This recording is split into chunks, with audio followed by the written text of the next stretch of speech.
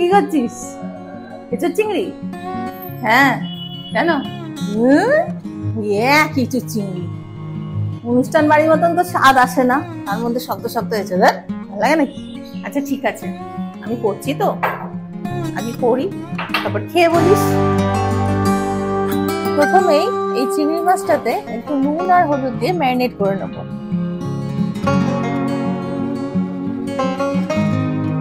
চিংড়িটা ম্যারিনেট করে নিলে যাতে কাঁচা গন্ধটা চলে যায়, তাই তো? একদমই তাই। আর তার সাথে টেন্ডার ব্যাপারটাও বজায় থাকে।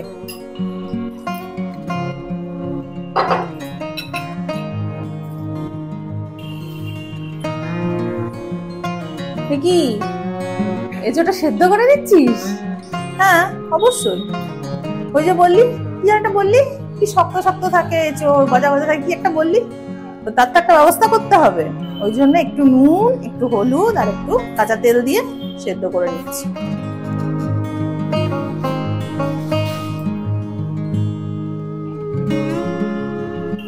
এবার একটা পেস্ট বানিয়ে নেব। পেঁয়াজ, আদা আর অল্প করে রসুন। ও, এগুলো সব পেস্ট করছিস? পেঁয়াজ কুচিয়ে দিবি না? হ্যাঁ অবশ্যই হবে, কেন হবে না, পেঁয়াজ কুচিয়েও করা যায়। কিন্তু ওই যে বলি অনুষ্ঠান বাড়ির মতন, দেখবি অনুষ্ঠান বাড়িতে না এই গ্রেভিটা একটু থকথকে ঘন হয়, তার জন্য পেস্ট করতে হবে। এবার আমি এখানে নিয়ে নিচ্ছি লঙ্কা গুঁড়ো,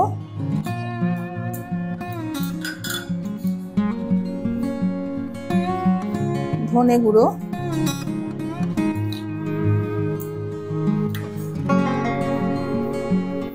কাশ্মীরি লঙ্কা গুঁড়ো আর জিরে গুঁড়ো।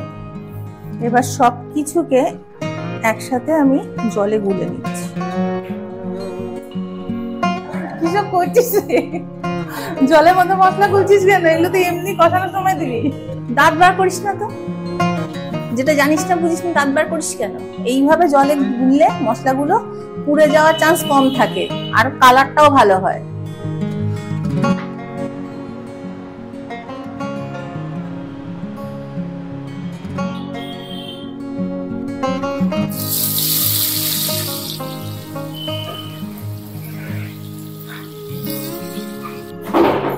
এই তো সেদ্ধ করে নামালি, আবার এটাকে নিয়ে এখন ভাজতে শুরু করেছিস কেন? কি চাইছিসটা কি, এছাড়া ঘন্ট?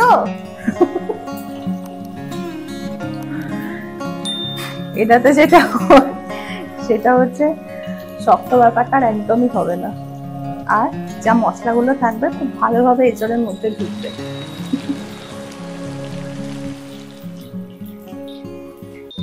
আলু চিংড়ি এগুলো ভাজ, তাড়াতাড়ি ভাজ। উফ দাঁড়া তো, দেখছিস তো করছি, আস্তে আস্তে করতে দে না। আলুটা তো নুন হলুদ দিয়ে ভাজি, এটা করে নিয়ে তারপরে চিংড়িটা করবো।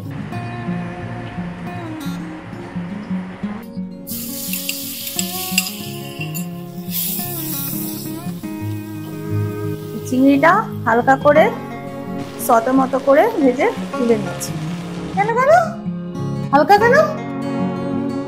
কিন্তু কাঁচা থেকে যাচ্ছে। ইস, আরে বেশি ভাজলে চিংড়ি মাছটা রাবারি হয়ে যায়, ছিটতে হবে দাঁত দিয়ে টেনে, এটা তো এরপরে ঝুলে যাবে, ভালো হবে। দেখ এখন এই তেলটার মধ্যেই দিয়ে দেবো ফোড়ন। ও বাবা, ফোড়ন তো সেই একই ব্যাপার, দিবি তো ওই যে জিরে, শুকনো লঙ্কা, তেজপাতা আর গোটা গরম মশলা, সবাই তো এটাই দেয়, এটা আলাদা কি হলো? সে তো নিশ্চয়ই তেজপাতা, শুকনো লঙ্কা, গোটা গরম মশলা, সাদা জিরে, এগুলো তো দেবই, অবশ্যই দেবো। কিন্তু এর সাথে আরেকটা জিনিসও দেবো, সেটা হচ্ছে থেতো করা রসুন, যাতে ফ্লেভারটা একটা চরম ভাবে আসে। তো এগুলো তো জানতে হবে, নাহলে তো সবই উটের পাকস্থলী হয়ে যাবে।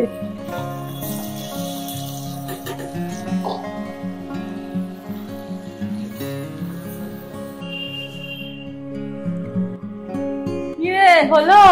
আরে উফ বাবা, তো দাঁড়া তো,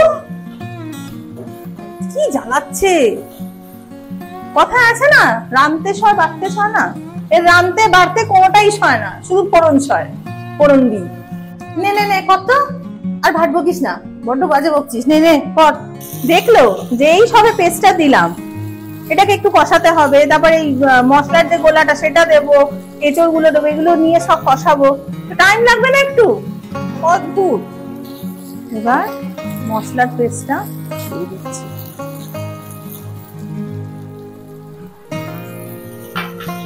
এবার একটু কষিয়ে নিয়ে এর মধ্যে দিয়ে দিচ্ছি টমেটো।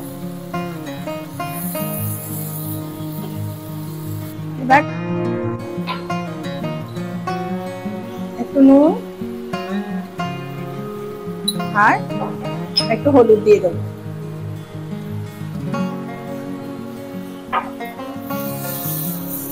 এবার এর মধ্যে দিয়ে দিচ্ছি এঁচড়, আলু আর চিংড়ি, সবকিছু একসাথে দিয়ে দিলাম। আর দিচ্ছি টক দই। সবকিছুকে ভালো করে মিশিয়ে নেব, ভালো করে নেড়ে চেড়ে এবার জল দিয়ে দেবো।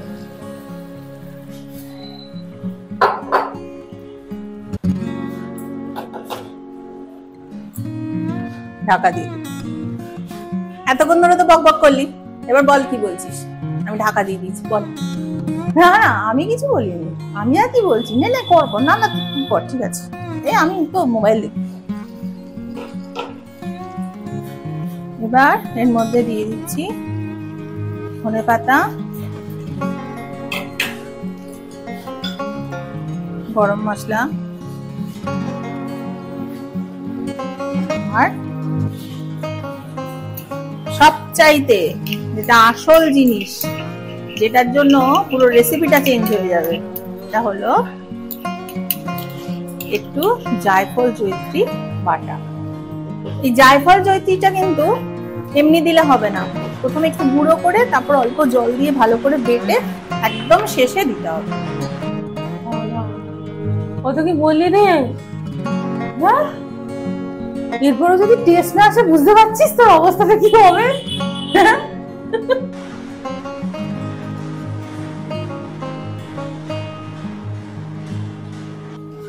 নে খেয়ে দেখ কেমন হয়েছে।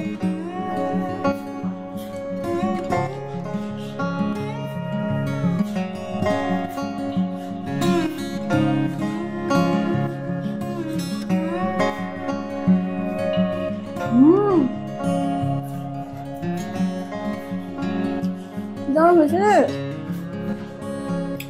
পুরো নেমন্তন্ন বাড়ির মতো। বাবা বাবা কি কিন্তু কি করলি, এমন তো মনেই থাকবে না। ও তুই তো এটা ইউটিউবে দিবি না? তো ভিডিওতে আমি ফার্স্ট কমেন্ট করবো, দেখিস। দারুণ হয়েছে, তো ভালো লেগেছে। আপনাদের তো খাওয়াতে পারছি না, অবশ্যই বাড়িতে করে কিন্তু খাবেন আর বলবেন আমাকে কেমন হয়েছে। আর যদি এই ভিডিওটা ভালো লেগে থাকে তাহলে অবশ্যই একটা লাইক আর একটা সাবস্ক্রাইব।